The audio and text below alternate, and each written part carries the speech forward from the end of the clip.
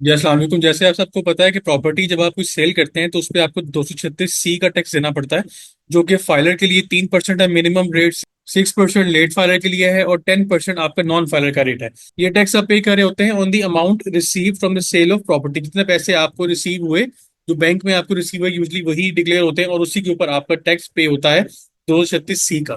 अब इससे related income tax ordinance का सबसेक्शन 4 है, जिसमें एग्जाम्पशन बताई गई है कि ये टैक्स किन लोगों के ऊपर अप्लाई नहीं होता। इसी एग्जाम्पशन से रिलेटेड डॉन न्यूज का एक आर्टिकल पब्लिश हुआ है, जिसमें लाहौर हाई कोर्ट का एक ऑर्डर पास हुआ है। उसमें फर्स्ट टाइम प्रॉपर्टी जो बेचता है उसको रिलीफ ग्रांट किया गया है, जिसके ऊपर पहले अमल दरामद नहीं हो रहा था और प्रॉपर्टी जो सेल होती है उस पर टैक्स कलेक्ट किया जा रहा था।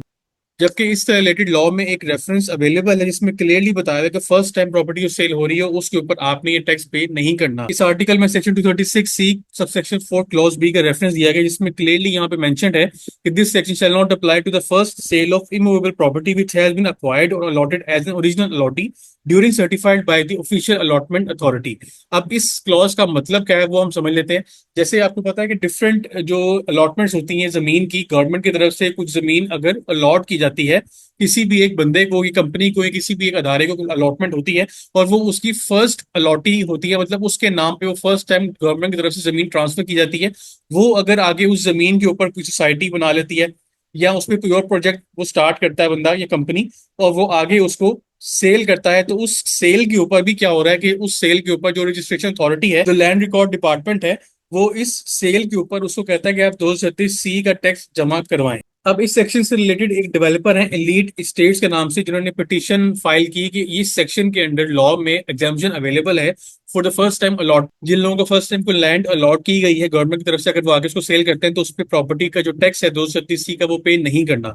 तो इस पे जब लाहौर हाई कोर्ट ने एफबीआर को और लैंड रिकॉर्ड डिपार्टमेंट से क्वेश्चन आंसर किया और उसके ऊपर लीगल रेफरेंस उनसे पूछा, तो उनके पास कोई रेफरेंस अवेलेबल नहीं था, जिसके ऊपर रिलीफ ग्रांट कर दिया गया टू द डेवलपर और कहा गया कि जो फर्स्ट टाइम अलॉटमेंट है, अगर आपने फर्स्ट टाइम किसी किसी पार्टी को, किसी इंडिविजुअल को फर्स्ट टाइम अलॉटमेंट की है और वो आगे उस प्रॉपर्टी को सेल करता है, तो उस 236C के जो टैक्स है वो अप्लाई नहीं होगा।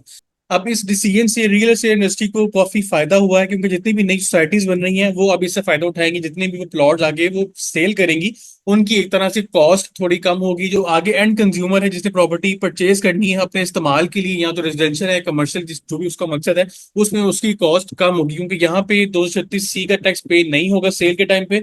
उस वजह से जो सोसाइटी की जो रियल कॉस्ट है वो थोड़ी कम हो जाएगी। इस वजह से यहाँ पे एक एंड कंज्यूमर को फायदा अवेलेबल होगा इस हाई कोर्ट के ऑर्डर के आने के बाद। इसके अलावा जो एक और गवर्नमेंट प्लान कर रही है रिलीफ रियल एस्टेट सेक्टर का, वो एफईडी है, जिसके अंदर उसको अबॉलिश करने की बात करें, 3% जो एफईडी पे करनी पड़ती है। अगर आप किसी डेवलपर से या किसी कंस्ट्रक्टर से प्रॉपर्टी परचेस करते हैं तो आपको 3% एफईडी पे करनी पड़ती है। इस टैक्स को भी खत्म करने की बात की जा रही है, क्योंकि अब आगे जो बजट अनाउंस होगा जुलाई 25 से जून 26 का, उसमें ये रिलीफ ग्रांट किया जाएगा और रियल एस्टेट इंडस्ट्री को, जो पहले से काफी ज्यादा अब बेहतर हालत में है, क्योंकि पिछले साल अगर आप देखें तो इसमें कोई भी ट्रांजेक्शन नहीं हो रही थी, जितने भी टैक्स कलेक्शन हायर रेट के ऊपर की जानी थी वो नहीं हुई। तो अब इस रिलीफ के बाद उम्मीद ये की जा रही कि रियल एस्टेट सेक्टर अपनी ओरिजिनल जो उसकी एक पोजीशन थी उसके ऊपर वापस वो आ जाएगा। तो ये रिसेंट अपडेट थी रिगार्डिंग प्रॉपर्टी सेल टैक्स, जो कि अब आपको, अगर आप किसी सोसाइटी से परचेज करते हैं जो फर्स्ट टाइम प्रॉपर्टी अलॉटमेंट जिसको हुई है, वो आगे प्रॉपर्टी बेच रही है, तो आपके लिए भी खरीदना उसको आसान होगा, क्योंकि वो अपनी उसमें कॉस्ट उसकी कम होगी, वो आपको भी कम पैसे वो चार्ज कर रहा होगा, तो इसका बेनिफिट अल्टीमेटली एंड कंज्यूमर को ही ट्रांसफर होगा। इंशाल्लाह नेक्स्ट वीडियो में टॉपिक को डिस्कशन होगा। अपना ध्यान रखिएगा। अल्लाह हाफिज़। मैंने अपने व्हाट्सएप पे चैनल बनाया है सीए पैकेज शेख के नाम से। इसमें जितनी भी रीसेंट अपडेट्स हैं वो आपको एक्सक्लूसिवली यहाँ पे अवेलेबल होंगी, रियल टाइम पे आपसे शेयर की जाएंगी। उसके बाद वीडियो में जो भी मैं डिस्कशन करता हूँ उसको मैं पहले ही ग्रुप में बता दूंगा इंशाल्लाह कि जो आज हम डिस्कशन करेंगे वो किस टॉपिक के ऊपर होगी।